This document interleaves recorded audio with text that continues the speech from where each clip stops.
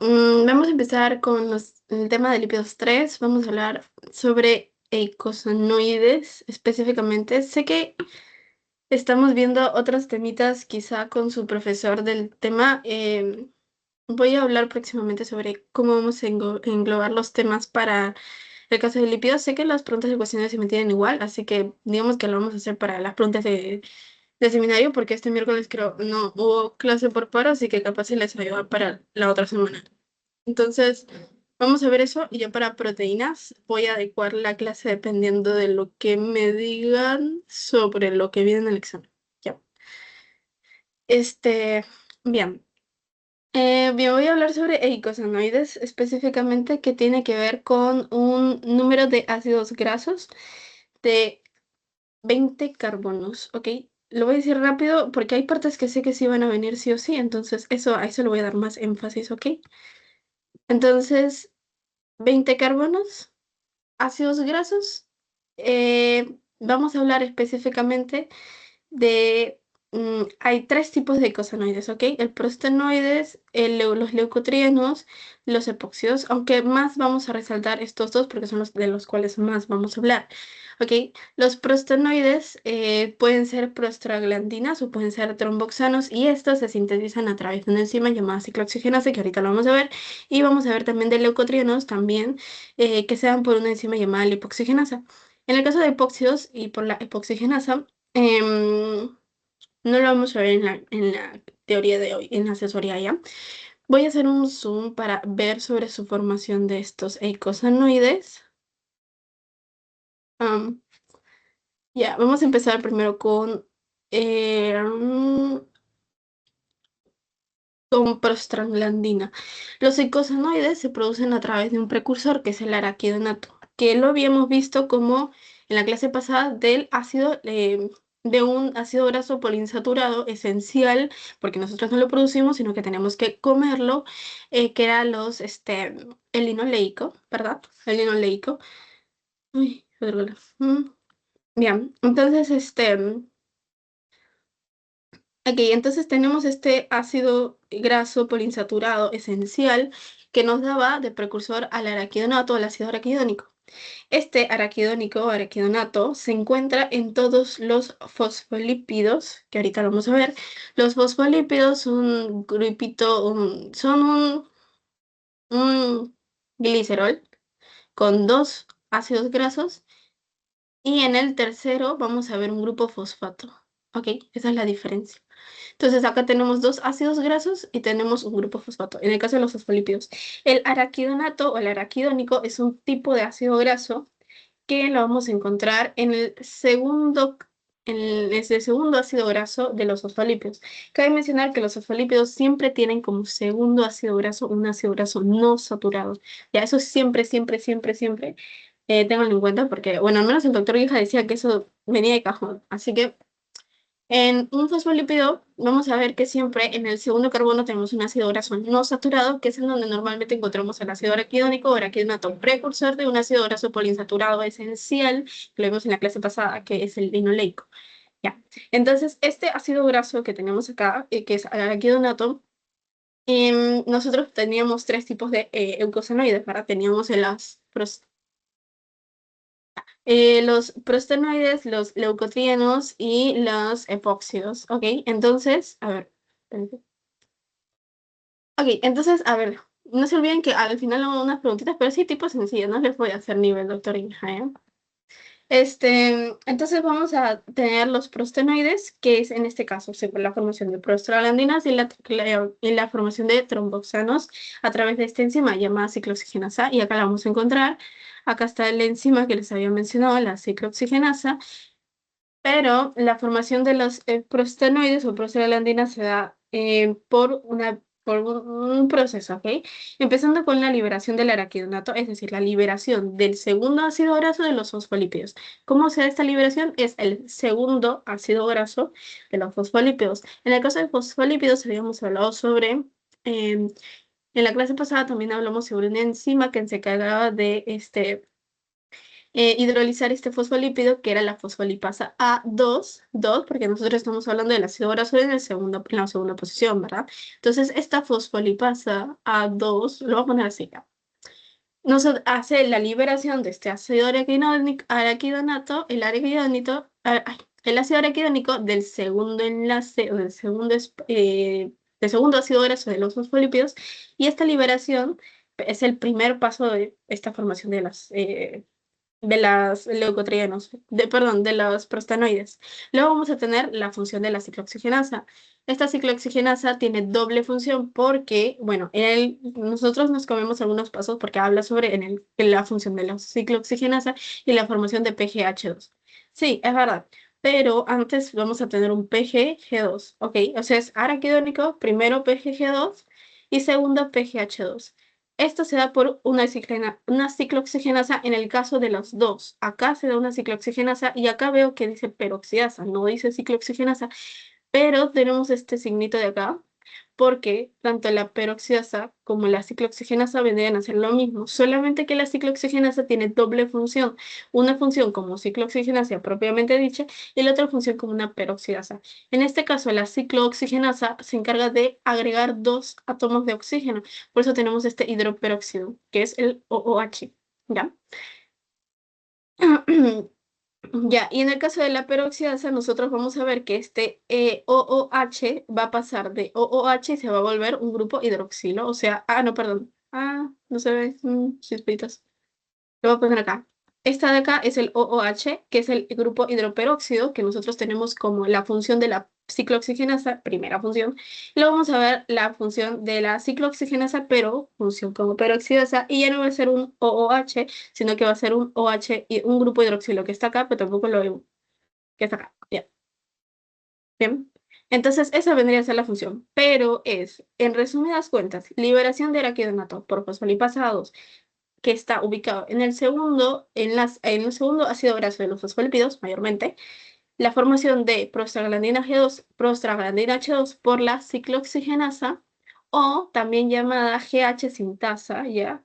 Sí, prostaglandina GH sintasa, pero creo que más fácil es decir la ciclooxigenasa. Y luego, que es el PGH2, vendría a ser un intermediario, porque a partir de aquí nosotros vamos a formar diferentes tipos de prostaglandinas o diferentes tipos de tromboxanos. Tromboxanos están acá, por ejemplo, los TX y qué sé yo, y acá también hay otros tipos, ¿no? De prostaglandina PG2, PGF2A, PGD2, ya, estos todos son otros subtipos, pero todos parten de PGH2, que es el principal intermediario, ¿ok? Y estos se van a dar por diferentes enzimas que van a ser especializadas en cada célula dependiendo de la función que necesiten. Entonces, el tercer paso es, llegamos al intermediario PGH2 y vendría a ser la acción de enzimas específicas para cada célula, de acuerdo, bueno, a la función que vayan a necesitar, ¿no? A la prostaglandina, al tromboxano que necesitan. Ya. Entonces, esto es en el caso de prostanoides. Y ahora vamos a pasar para el leucotrieno sumamente rápido, que obviamente, como les dije, es derivado del ácido araquidónico, araquidonato, por la fosfolipasa 2 ya la liberamos, ¿verdad? Eso ya lo teníamos claro. Y acá la enzima es la lipoxigenasa, la 5-lipoxigenasa específicamente. Todas las demás enzimas no nos importan, pero podemos quedarnos hasta acá, el LTA4, que vendría a ser el intermediario, porque de aquí van a partir los demás tipos de leucotrienos. La LTB4 es un tipo que tiene una función como hidrolasa y en el caso de... ok, y después de LTA4 se van a formar toda esta cadena de diferentes subtipos, ¿ok? Entonces hay o sea, de LTA4 se divide en dos partes, LTB y todos los demás subtipos que ni al caso de memorizarlos, pero igual está ahí para que lo tengan. Encima la 5-lipoxigenasa, con lo mismo al principio, ¿no? La liberación de el ácido araquidónico por fosfolipasados en el grupo de los fosfolípidos. ¿Ya, chicos? Ok. Ya. Y les había colocado esta foto porque acá estaba la formación también de prostaglandinas por la prostaglandina GH sintasa o la ciclooxigenasa. Acá está el PGG2, el PGH2 y acá a partir de aquí se hace la formación de los diferentes tipos dependiendo de las necesidades, ¿no? Bien, entonces ya lo tenemos ahí. Tranquilo, ya está ahí. Ah, y por último teníamos la formación de los epoxios a través de la enzima epoxigenasa, pero como les digo, la información de eso no tiene mucha relevancia ya. Luego vamos a ver la formación de la ciclooxigenasa 1 y ciclooxigenasa 2. Estas dos enzimas, que son las ciclooxigenasas, las encontramos dependiendo. En la ciclooxigenasa 1 puede ser otro color, puede ser constitutiva, o sea que se forma permanentemente, que está ahí permanentemente. Y en el caso de la ciclooxigenasa 2, ¿ya? Puede ser inducible y constitutiva, o sea, las dos casos, ¿ok? Esperen un toque. Mm,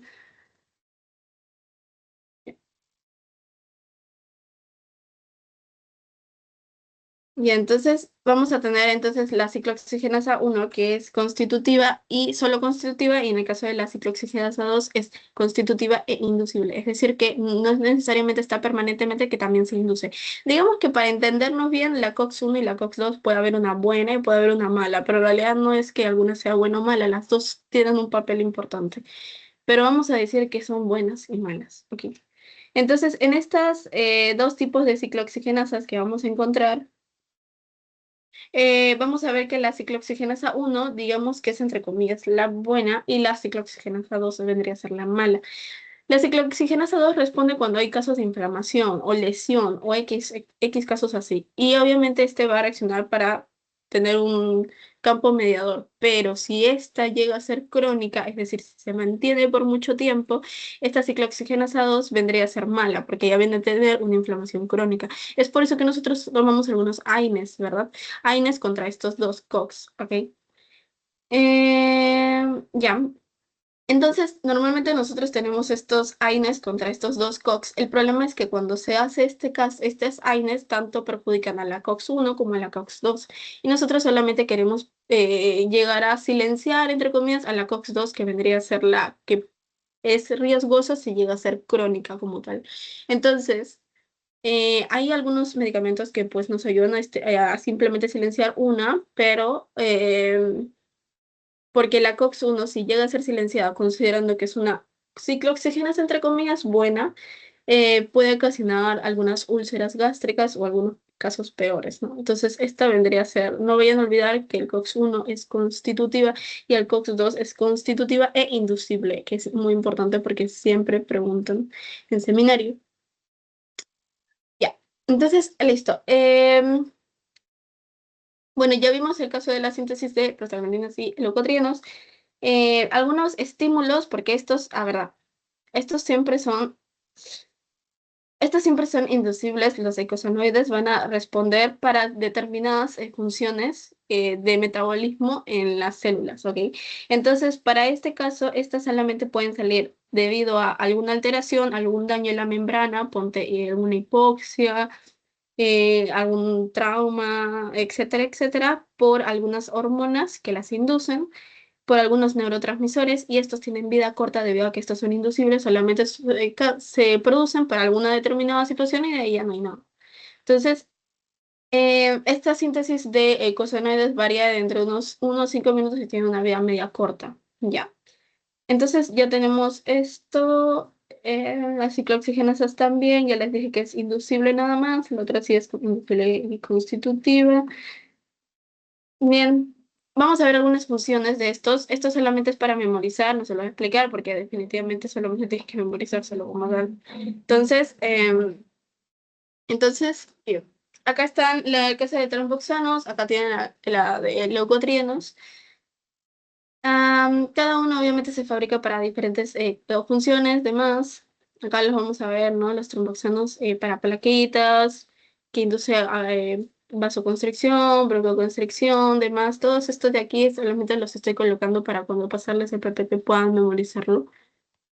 Lo que sí podría ser el catabolismo de las prostaglandinas, que al igual que su síntesis van a seguir otros pasos, ¿no? En este caso tenemos la acción de la prostaglandina 15-OH deshidrogenasa, luego viene la de delta 6 reductasa y por último la beta oxidación de estos productos que se hayan soltado de acá. Acuérdense que la beta oxidación siempre tiene que ver con acetil-CoA, que ahorita lo vamos a ver, de hecho. Y el acetil-CoA es parte de la formación de ácidos grasos. Sí, ya los habíamos visto en la clase pasada sobre síntesis de ácidos grasos y sabemos que obviamente necesitan acetil-CoA, así que ahorita lo vamos a ver también. Ok, de ahí me voy a saltear mucho hasta destinos del fosfatidato y vamos a empezar con la síntesis de triglicéridos, que es la parte para mí más importante que vamos a tener. Bien, entonces, destinos del fosfatidato. Triglicéridos es un esqueleto de glicerol, 3 ácidos grasos. El fosfatidato, que lo tengo por aquí con una imagen del Harper. Aquí, acá está. Viene a ser un glicerol, pero solo con 2 ácidos grasos. O sea, en otras palabras, eso es un 1,2-diacilglicerol. Ok, es como que el glicerol se queda hasta la mitad.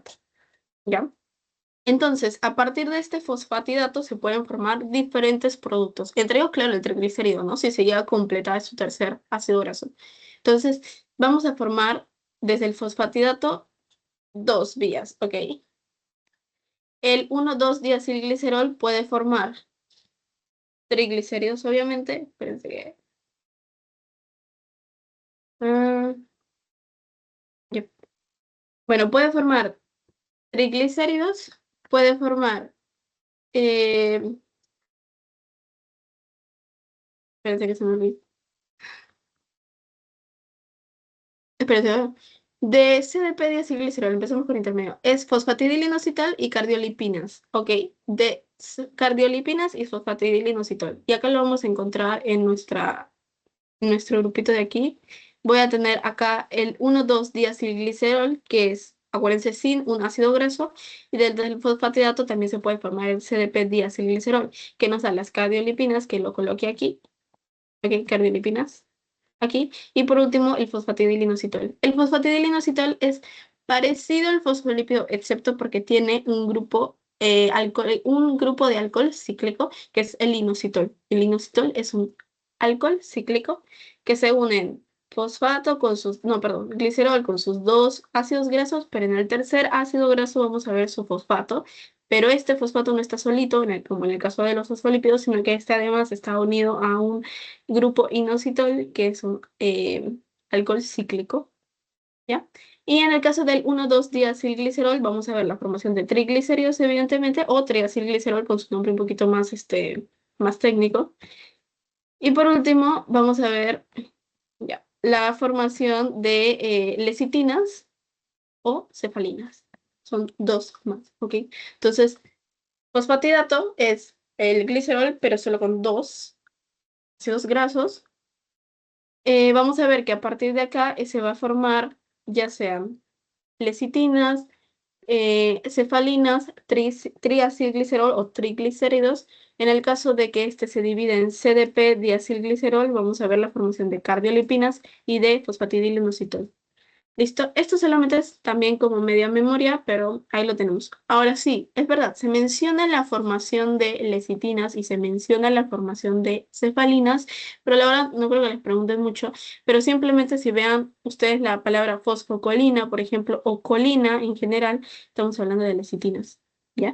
Y si hablan sobre etanolamina o algo que termina en amina, estamos hablando de cefalinas. Del triacilglicerol es lo que ya sabemos bastante bien y ahorita lo vamos a ver más. La síntesis de triglicéridos. La síntesis de triglicéridos viene a ser... Ok, ya. La síntesis de triglicéridos. Nosotros sabemos que el triacilglicerol, y esto siempre preguntan, el triacilglicerol viene a ser un esqueleto de glicerol con 3 ácidos grasos. Y el triglicérido es una forma de almacenar energía. Si se acuerdan que les dije que con glucógeno vienen a ser las 2 fuentes de almacenaje de energía: glucógeno y triglicéridos.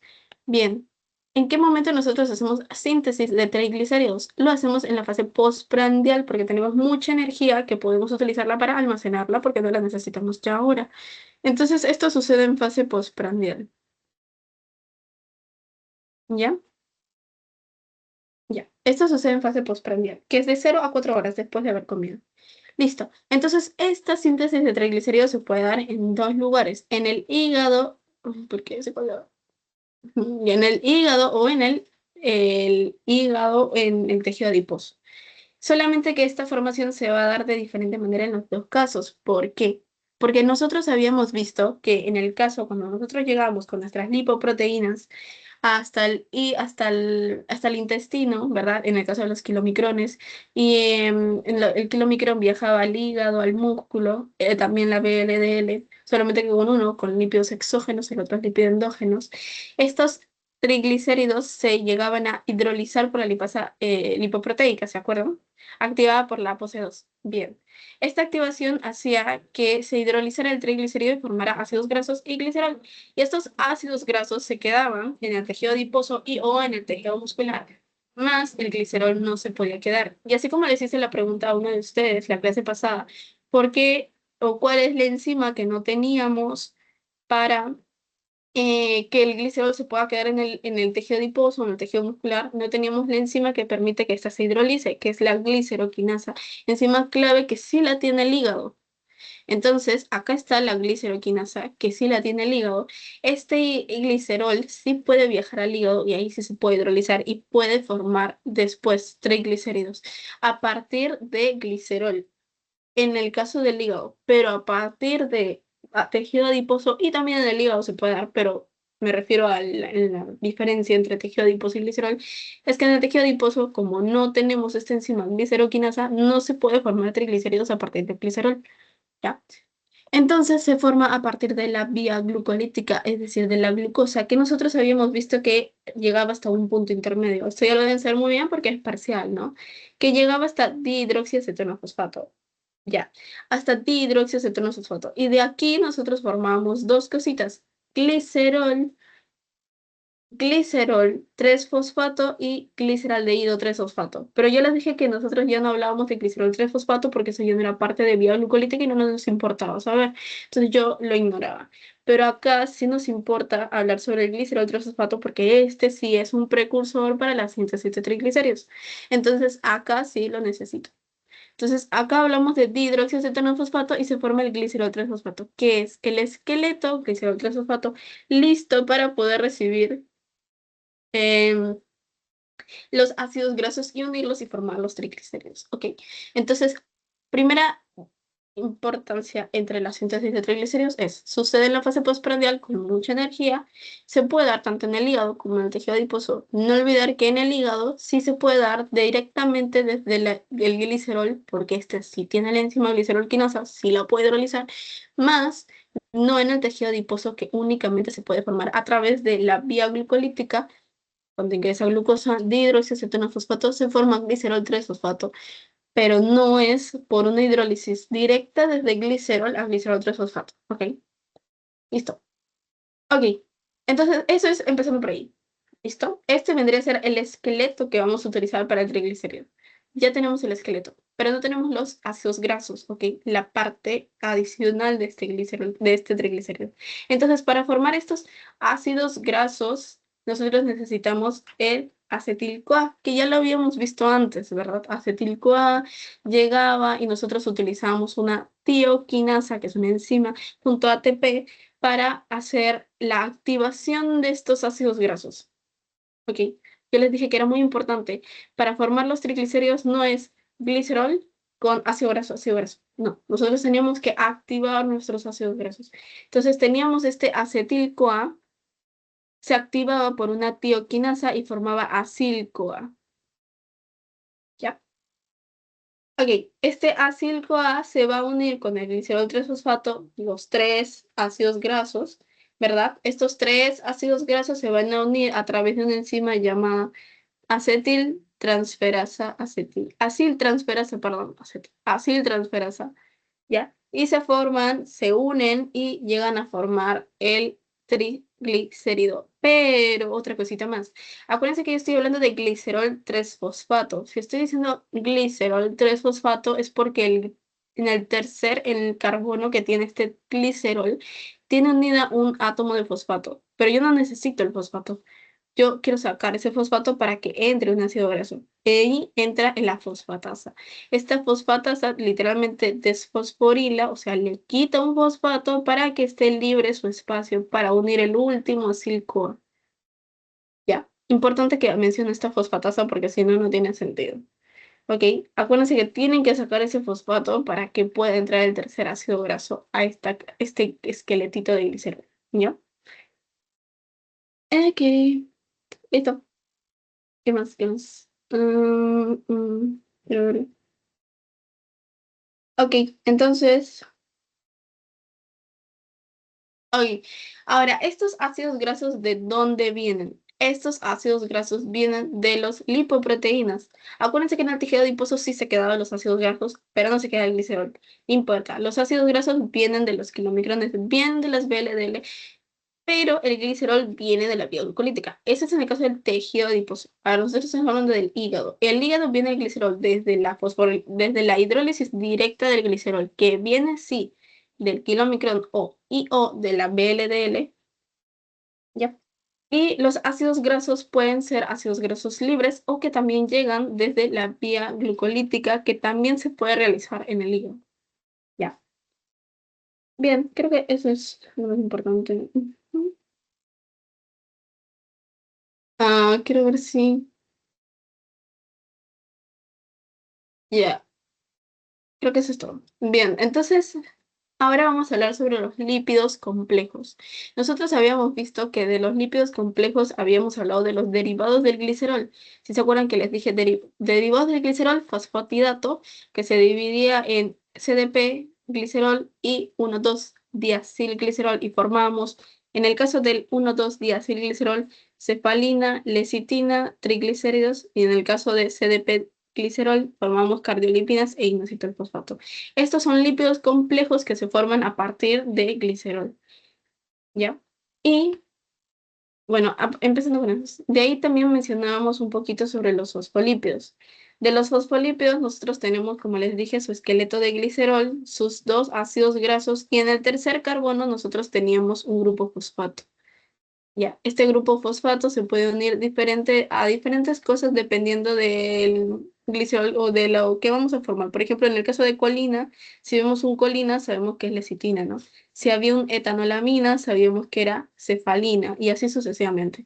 Pero esto depende del esqueleto, o sea, dependiendo de lo que se une en el tercer carbono. Si todos estos vienen a ser derivados de los fosfolípidos. No olvidar que los fosfolípidos son parte esencial de la membrana plasmática de todas las células. Los fosfolípidos mayormente dan fluidez a la membrana. Ok. Estos mayormente son anfipáticos, es decir, que tienen una cabeza polar y una cola que es apolar. La cabeza polar es porque es hidrofílica, o sea que puede estar junto al medio acuoso y no pasa nada. Y tenemos una cola que es apolar, es decir, que esta es hidrofóbica y que por eso iba hacia adentro de la membrana ya. Eh, entonces nosotros vamos a ver que la membrana plasmática, que es una una bicapa lipídica, tiene fosfolípidos que forman parte de esta bicapa lipídica y son prácticamente cabecitas así con palitos como una bicapa. Y si se dan cuenta, la cabeza sí está hacia afuera y la colita está hacia adentro, ¿no? Ya. Entonces, eso. Y por último, nosotros, así, al igual que nosotros habíamos visto la formación de estos fosfolípidos, también tenemos que degradarlo en caso estos se dañen. ¿En qué casos estos fosfolípidos se pueden dañar? Estos se pueden dañar por... em, espérate, se me fue el nombre. Espérate. Em, Antioxidantes. No. Sí, eso. ¿Cómo se llama? No me acuerdo su nombre. En caso de el ROS, pero no me acuerdo cómo se llaman los dígitos. No me acuerdo. Se me fue. Ya, especies reactivas de oxígeno. Ajá. Especies reactivas de oxígeno. ROS. Ya, en ese caso, nosotros podemos ocasionar un estrés oxidativo y los fosfolípidos se van a dañar.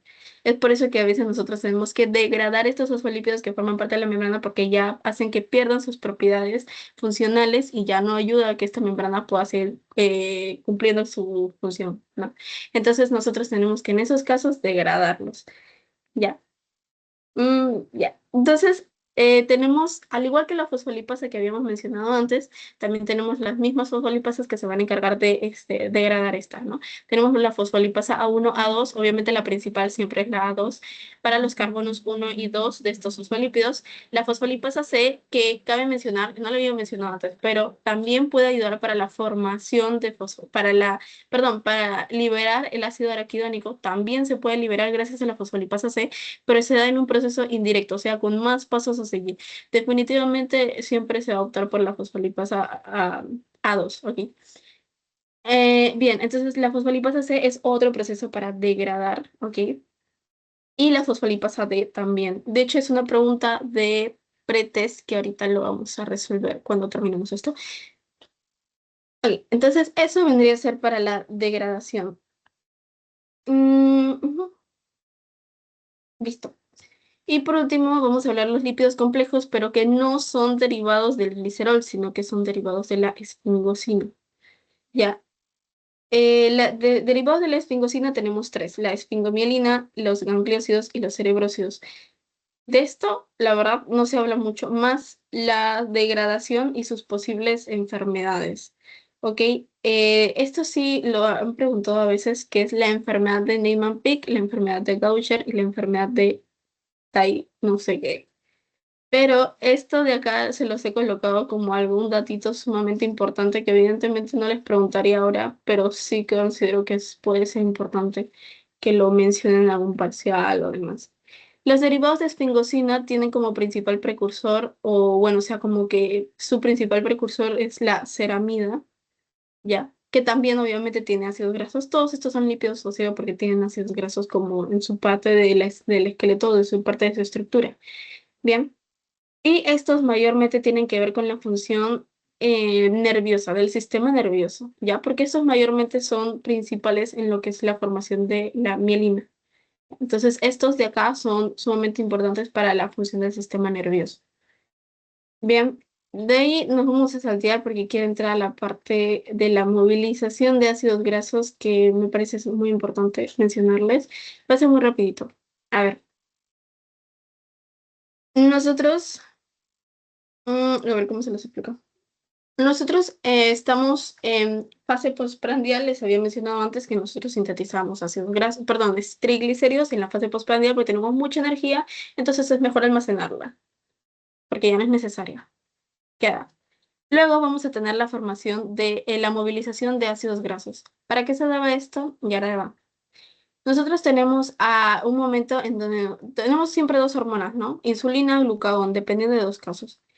Vamos a ver que en la movilización de ácidos grasos, los ácidos, vamos a hacer un proceso de lipólisis, que es la hidrólisis de triglicéridos en el caso de que estemos en fase posabsortiva, es decir, en la fase en la que ya hemos dejado de consumir o hemos dejado de comer y nuestra glucosa está bajita en sangre. Esta lipólisis se da fomentada por por una hormona que se da en fase de ayuno. Si no es la insulina, vendría a ser el glucagón. Entonces, empezando ahí, vamos a empezar ahí con la lipólisis, ¿ok? La lipólisis de los triglicéridos es hidrolizar en glicerol y en ácidos grasos. Y esto se da estimulado por el glucagón, que es una enzima que va a ser el proceso que habíamos visto antes también, cuando hablamos de glucogenólisis, hablamos de glucagón que se encargaba de estimular la adenilciclasa y pasar de ATP, perdón, a AMP cíclico. Qué horrible color. Ya, de ATP a AMP cíclico. Bien, esto se da por la adenilciclasa, estimulada por el glucagón. Entonces, bien, estamos hablando de una fase posabsortiva. Empezando por ahí. Ya hemos hablado postprandial, ahora posabsortiva. Bien, este adenilciclasa que se encargaba de formar ATP a AMP cíclico, estimulaba la activación de una proteína llamada proteína quinasa A. Proteína quinasa A. Ya. Entonces, este AMP cíclico la activa. Ya. Activa esta proteína quinasa A que se encarga de activar, de fosforilar, o sea que tiene que agregarle un grupo fosfato para que ésta se active, una enzima que es la lipasa sensible a la acción hormonal. Un nombre rarísimo, lipasa sensible a la acción hormonal. Así ya. Bien. Esta lipasa sensible a la acción hormonal se encarga de la lipólisis, es decir, de la formación de ácidos grasos y glicerol, a partir de triglicéridos. Bien, entonces esta lipasa sensible a la acción hormonal se va a activar por la proteinquinasa fosforilándola, o sea que va a ser lipasa sensible a la acción hormonal con su fosfato. Esta es la manera activa de encontrarla, esta lipasa sensible. Bien, si está desfosforilada, entonces estamos hablando de una fase postprandial, en donde nosotros no necesitamos hidrolizar triglicéridos porque tenemos mucha energía ya de la glucosa, o sea, no hay necesidad de utilizar nuestro almacén de triglicéridos. Bien, ok.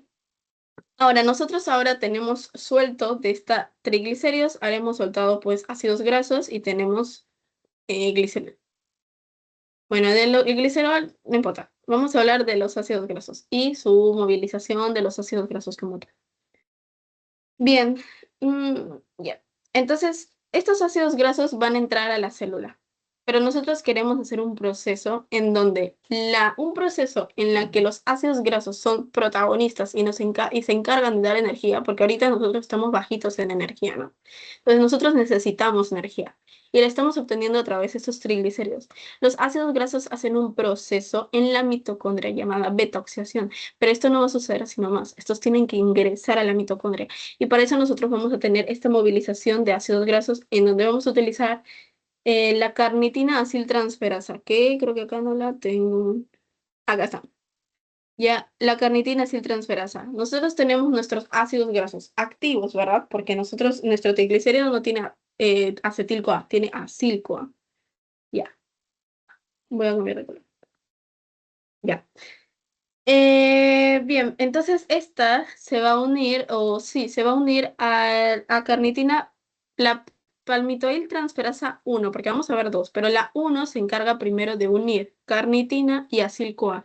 Las une, tenemos como acil-carnitina, esta se encarga de unirlas, y así es como ingresa en la primera membrana, que es la membrana externa.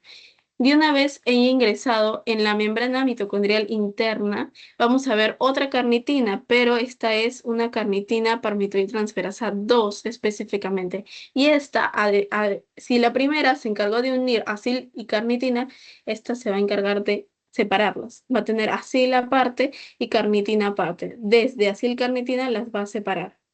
Y este acil-CoA, que es el acetil-CoA, que son los ácidos grasos como tal, se van a ir ya dentro de la mitocondria a ser parte de la beta-oxidación para producir energía. Entonces, ¿cómo se da esta parte de beta-oxidación? Nosotros sabemos que el ácido graso que principalmente sintetizamos en el organismo es el palmitoil, el ácido palmítico, que es un ácido de al menos 16 carbonos. ¿Ya? Entonces, este de aquí no se ve nada. Ya. Vamos a ir degradándolo prácticamente, porque tenemos 16 carbonos y vamos a ir terminar disminuyendo cada uno de dos en dos. Y para esto, cada vez que nosotros liberamos un de dos en dos, vamos a fabricar dos cositas. Vamos a fabricar FADH2, que es importante que lo tengan en cuenta, y vamos a fabricar NADH. ¿Por qué es importante estos dos? Porque estos dos, no, espérense, todavía no les digo. Cada dos carbonos se libera también un acetil-CoA. Ya, entonces nosotros tenemos un ácido graso de 16 carbonos y cada dos carbonos menos se va a liberar un FADH2, un ADH y un acetil-CoA. Cada dos, ¿ya? Por diferentes enzimas que van a cambiar de nombre, que eso la verdad no les van a preguntar tampoco. Pero la cosa es que se va a ir liberando cada dos carbonos. Obviamente que en el último carbono nosotros vamos a, o sea, cuando tengamos un carbono, sí, un grupo de 4 carbonos, vamos a liberar solo dos acetil-CoA, ¿no? Acetil-CoA, porque cada acetil-CoA tiene dos carbonos, ¿ya? Entonces tenemos un acetil, otro acetil. Ya no hay formación otra vez de FADH2 y de NADH, solamente tenemos la formación de dos acetil-CoA. En el último caso, ¿bien? Entonces se eliminan, eliminación sucesiva de dos unidades de acetil-CoA. Acetil-CoA 1, acetil-CoA 2. Listo. Y en cada uno, además, vamos a ver la liberación de FADH2 y NADH. ¿Por qué estos dos son importantes, FADH2 y NADH? ¿Y por qué la beta-oxidación es una fuente de energía muy importante y muy fuerte, la verdad, que de verdad sustenta mucho? Es por dos cositas. El FADH2 y el NADH2 son protagonistas en un proceso que hemos visto, no me acuerdo cuándo, pero se llama la fosforilación oxidativa o la cadena transportadora de electrones, ¿se acuerdan? Por cada NADH formábamos 3 moléculas de ATP. Para ser específicas, 2,5. Pero ya les expliqué de eso por qué. Y en el caso del FADH2, por cada FADH2 producimos al menos 2 moléculas de ATP. Para ser específicos, 1,5. Entonces, imagínense, en el caso de palmito y el CoA, matemáticamente, pero no lo voy a sacar ahora porque estoy bien cansado.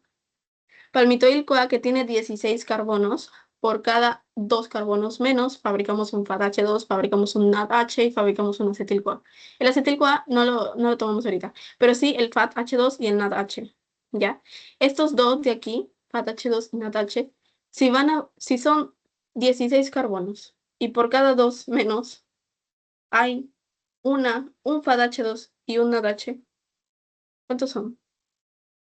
Espérense. Sabiendo que los últimos 4 son acetil-CoA nada más, o sea, ya no hay más formación de FADH.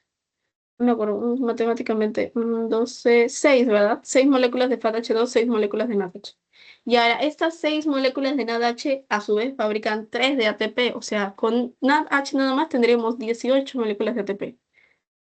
Con FADH2, pucha madre, chiquis.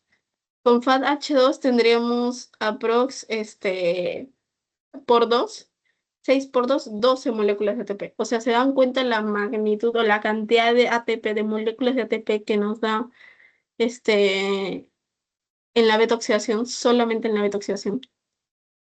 Ya. Sí, pues ya se me olvidó otra vez la cosita esta.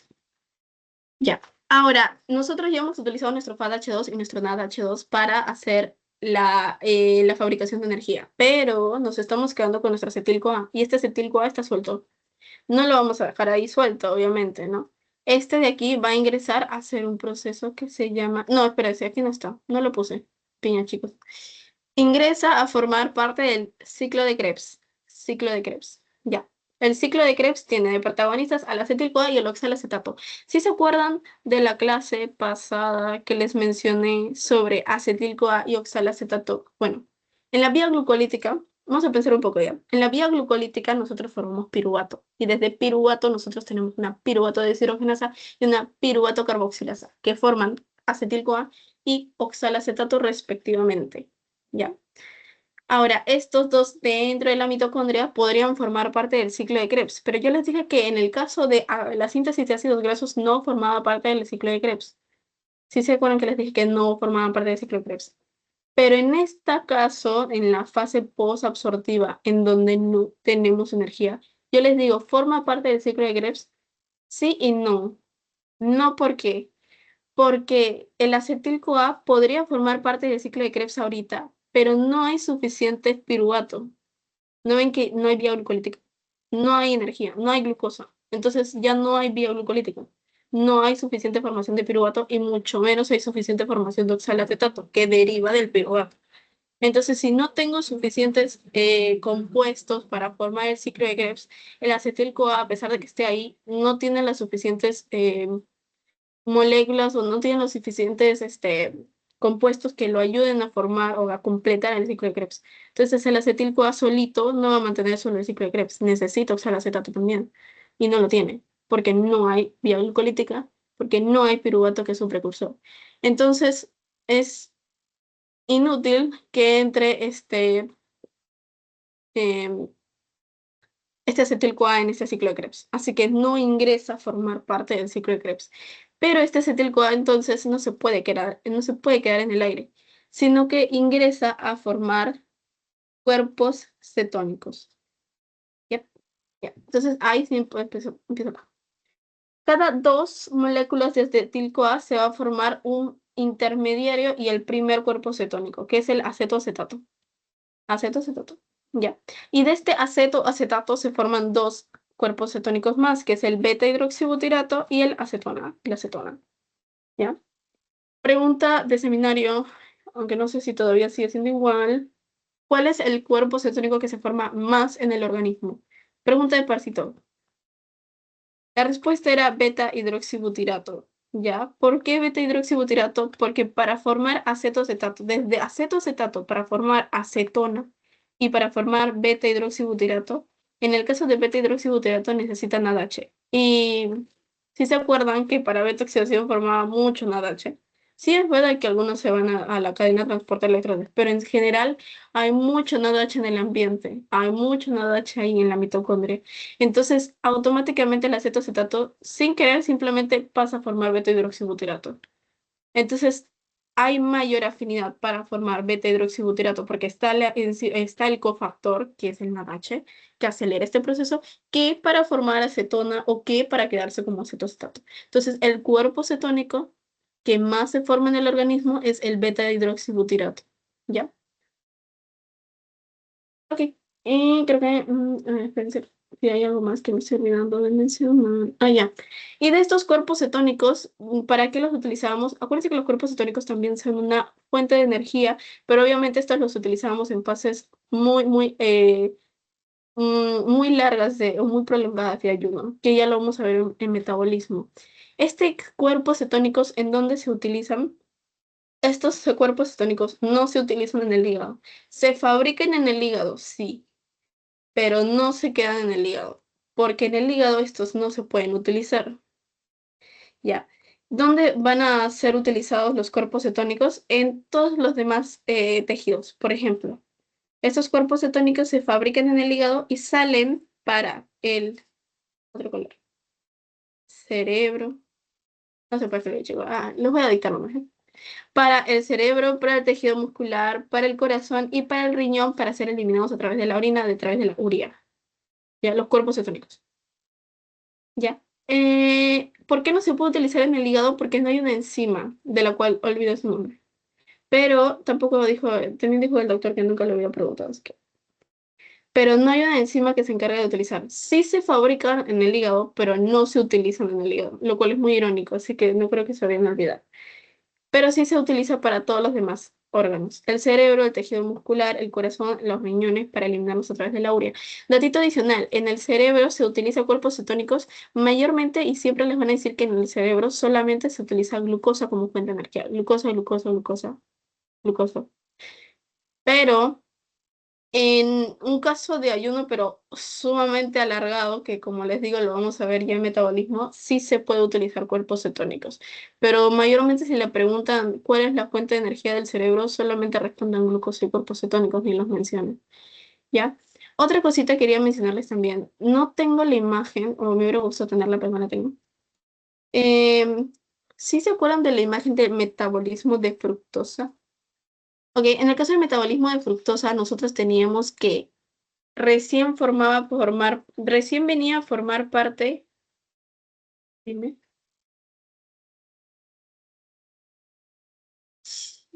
ya, la enzima que no está es la acetosil-CoA transferasa, ya, la acetosil-CoA transferasa, esa es la enzima que no hay, pero como les digo, no creo que pregunten, pero por si acá le comento.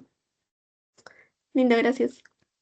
Ya, entonces eso vendría a ser la razón por la cual no se utiliza en el hígado, pero sí se sintetiza en el hígado y solamente se sintetiza en el hígado. Ya. Eso es con cuerpos cetónicos. Ahora, en el caso del metabolismo de la fructosa, si se acuerdan que yo les había dicho que en el caso del metabolismo de la fructosa era el que menos se podía regular. De hecho, era el cual en realidad causaba el ser o tener hipertrigliceridemia o el tener obesidad.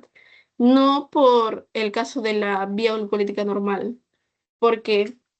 Porque en la vía glucolítica normal, que no tengo tampoco, bueno, en la vía glucolítica normal nosotros teníamos una formación hasta de en la mitocondria, cuando ingresábamos a la mitocondria, formábamos acetil-CoA y formábamos oxalacetato. Ya. Y de ahí nosotros eliminábamos estos dos como citrato, que me lo dijo, ya me acordé. Camila, tú me dijiste que se salían de la mitocondria como citrato. Ya. Entonces, estos dos que salían como citrato de la mitocondria volvían a formar acetil-CoA, volvían a formar oxalacetato y este citrato se encargaba de inhibir una enzima reguladora de la vía glucolítica, que es la principal enzima reguladora de la vía glucolítica, que es la fosfofructoquinasa 1. Ujú. Ya, esta fosfofructoquinasa se encargaba de regular la vía glucolítica. Y si esta estaba inhibida por el citrato, esta dejaba de funcionar y se dejaba de formar parte de la vía glucolítica, se dejaba de formar ácidos grasos para la formación de triglicéridos. Es decir, que la vía glucolítica o el consumir glucosa como tal no ocasiona triglicéridos, no ocasiona hipertrigliceridemia o no necesariamente es la causa de obesidad, porque nuestro cuerpo está encargado, tiene la potestad de regularse a sí mismo. En el caso de la vía glucolítica, por glucosa. Pero cuando yo les hablé del metabolismo de la fructosa, les había mencionado que en el caso de la fructosa nosotros teníamos, en el caso de la glucosa ingresaba a partir de diacilglicerol y el citrato que normalmente se autorregula todo este proceso, recién inhibía a partir de fosfofructoquinasa, que estaba antes de la formación de, ¿cómo se llama? De hidroxiacetona fosfato. Entonces, por eso es que yo les decía que el metabolismo de la fructosa no se regulaba a sí mismo. Y que en realidad la razón por la cual uno podía causar o tener hipertrigliceridemia o tener obesidad era por el metabolismo de la fructosa más que por el metabolismo de la glucosa. Ya. ¿Por qué les menciono todo esto? Porque el citrato que se encargaba de inhibir la fosfofructoquinasa, el citrato también se encarga de estimular la carnitina, sí, carnitina aciltransferasa, la cual está aquí. Ahora, nosotros estamos en una fase posabsortiva, en donde obviamente la formación de vía glucolítica está triste, ¿ya? Entonces, esta que se encargaba de inhibir, ya me dije estimular, ¿no? Bueno, era inhibir. El citrato que se encarga de inhibir la carnitina, cuando nosotros estamos en una fase postprandial, en donde nosotros tenemos mucha vía glucolítica activa y se está formando cada rato en la mitocondria, el ciclo de Krebs también se está dando con la formación de citrato y todo eso y bla, bla, bla. Obviamente, como hay mucho citrato, esta carnitina aciltransferasa, mucha, chicos, no son Mari. Ya, no se puede. Piña. Pero como hay mucho citrato que se encarga de inhibir esta carnitina, no va a darse este proceso de movilización de ácidos grasos. Entonces los ácidos grasos no se van a dar para la betoxidación, sino que se quedan ahí para formar triglicéridos. ¿Sí? Se da la formación o la síntesis de triglicéridos en la fase postprandial. Pero cuando nosotros ya estamos en una fase de posabsortiva, en donde nosotros tenemos poca cantidad de formación de piruvato, mucho menos formación de acetil-CoA y mucho menos formación de oxalacetato, este citrato está en bajita cantidad y ya no puede inhibir la carnitina. Entonces la carnitina empieza a tomar protagonismo y es por eso que los ácidos grasos ya no se van a formar síntesis de triglicéridos, sino que se van a formar beta-oxidación. ¿Entienden? Una remelache. Pero bueno, ahí va chicos, lo di todo. Em, ya, entonces, ahorita si consigo la imagen, se los muestro para que me entiendan mejor. Listo, y para terminar ya, sí, sumamente rapidito, lo voy a poner aquí. Ya, tenemos la formación de la síntesis de colesterol. Uy, chiquis, no pegué la imagen. Bueno, se las explico. Ya, la síntesis de colesterol también se da a partir de acetil-CoA, pero se da en menor proporción. ¿Sabes qué? Les voy a mostrar la imagen, pues si no, no van a entender nada. Metabolismo de carbohidratos 3, creo que va a decir.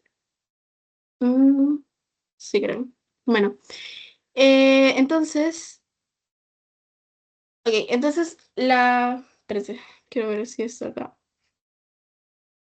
Ya, no, ese no era. Bien, chicos.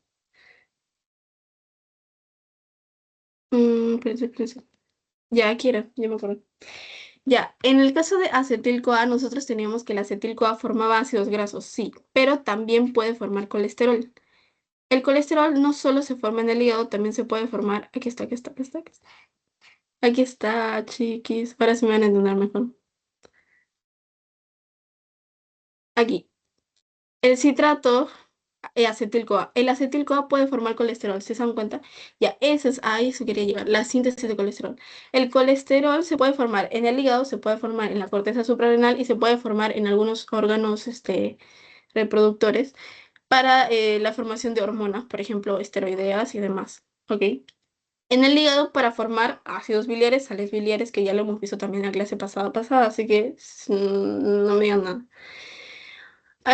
Bien, entonces este colesterol tiene una enzima que se encarga de regularla, que es de nombre muy largo, era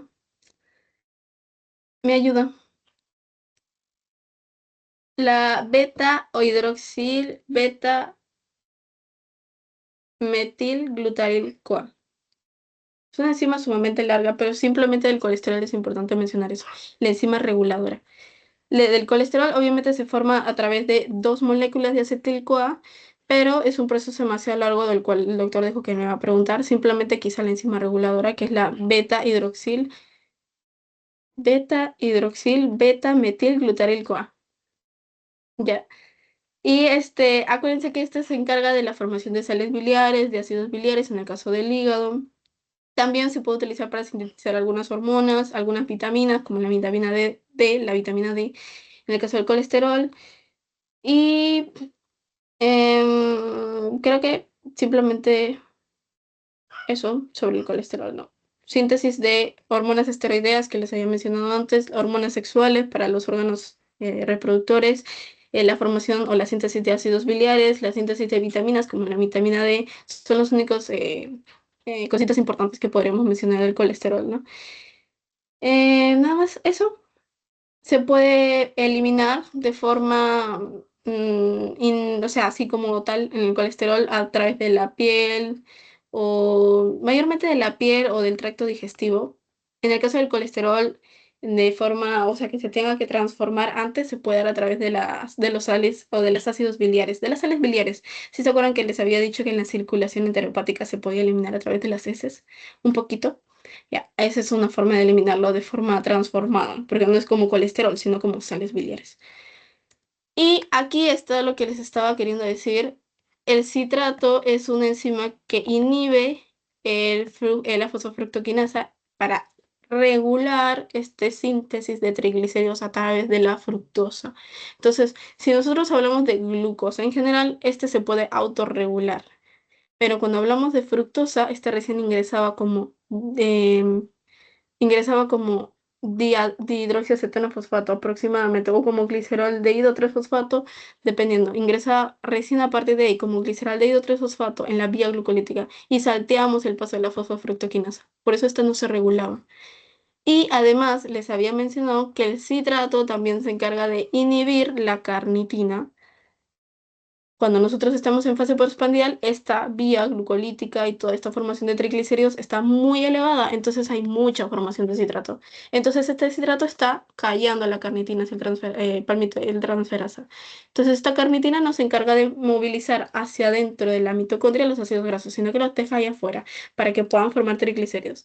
Pero en el caso de que tengamos citrato elevado, perdón, citrato bajito, porque ya estamos en fase posabsortiva y ya no se da esta vía, citrato bajito ya no puede inhibir la carnitina y hace que estos acetil-CoA que teníamos acá formado sí vaya dentro de la mitocondria para hacer la beta-oxidación y la formación de energía. A través de las dos enzimas, de las dos moléculas que les había dicho, FATH2, NADH, que forman parte de la cadena transportadora de electrones y de ahí de la formación de ATP, molécula de ATP. ¿Listo, chiquis? Bien, peques. Sumamente rápido. Es el toque. Creo que no me falta mencionar nada más. Lo dije todo. Voy a dejar de no, espérense. Voy a dejar de compartir, pero les voy a mostrar su pretest, ¿ok? Para terminar con eso. Su pretest y queda. Espero no estar olvidándome de nada. Mm, no sé. Ya. Espérense, espérense, espérense. Ah, no tengo su pretest.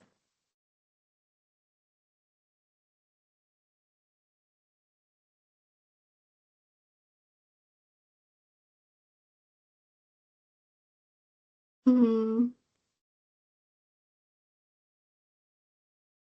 ya, ahora sí. Comparto eso y con eso acabamos.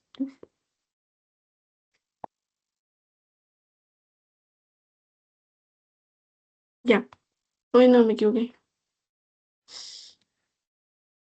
Espérense, espérense. Ya, ahora sí. Listo. Ver respuestas. Ya, sin nombres, ok. ¿Qué grupo de compuestos comprenden los eicosanoides? Uy, chicos, eso está muy tranquilo. Ya, prostanoides, leucotrienes y epoxios. Muy bien, chiquis.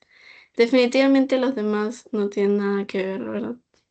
Cefalinas, no, cariolibinas menos, fosfatidina nada. No. Ahora, indicar el enunciado verdadero. Los ácidos grasos en el hígado son obtenidos sin la necesidad de vía glucolítica. Los ácidos grasos en el hígado. No, obviamente que no, porque los ácidos grasos se obtienen a través de la vía glucolítica. De la vía glucolítica que les había mostrado antes. La vía glucolítica se encargaba de formar ácidos grasos acetil-CoA para la síntesis de triglicéridos. Eso sucede tanto en el hígado como en el tejido adiposo también, sino que, eso sí es una pregunta, eso no les había mencionado. En la vía glucolítica también puede proporcionar ácidos grasos para el tejido adiposo, sino que normalmente se dice que los ácidos grasos se obtienen de las lipoproteínas, porque en mayor cantidad los ácidos grasos para la formación de triglicéridos en el tejido adiposo se obtienen de las lipoproteínas, pero no es que por la vía glucolítica no se puedan obtener también, solamente que en mayor proporción es eso, ¿no? Y para decir la diferencia entre hígado y tejido adiposo, pero también se puede. Los ácidos grasos en el tejido adiposo son obtenidos por la necesidad de la vía glucolítica. Sí, o sea, sí, pero no. O sea, sí se puede obtener, pero no hay necesidad de la vía glucolítica. Se puede obtener por los kilomicrones, por las VLDL y su hidrólisis por la lipasa lipoproteica. O sea que necesariamente no. ¿Que aporta? Sí. ¿El glicerol usado en el tejido adiposo deriva de la hidrólisis de triglicéridos por la lipasa lipoproteica? Definitivamente no. No tenemos la enzima glicerol-quinasa, así que obviamente descarta esa respuesta. ¿El glicerol usado en el hígado deriva de la hidrólisis de triglicéridos en el tejido adiposo por la lipasa lipoproteica? Claro, ahí sí, porque el hígado sí forma, sí tiene la glicerol-quinasa, ¿no? Ahí sí, necesariamente. Se utiliza gliceraldehído 3-fosfato tanto en el hígado como en el tejido adiposo para la formación de síntesis de triglicéridos. Definitivamente no, el gliceraldehído no tiene nada que ver. Todo se da a través de glicerol 3-fosfato. ¿Qué lípidos complejos no derivan del glicerol?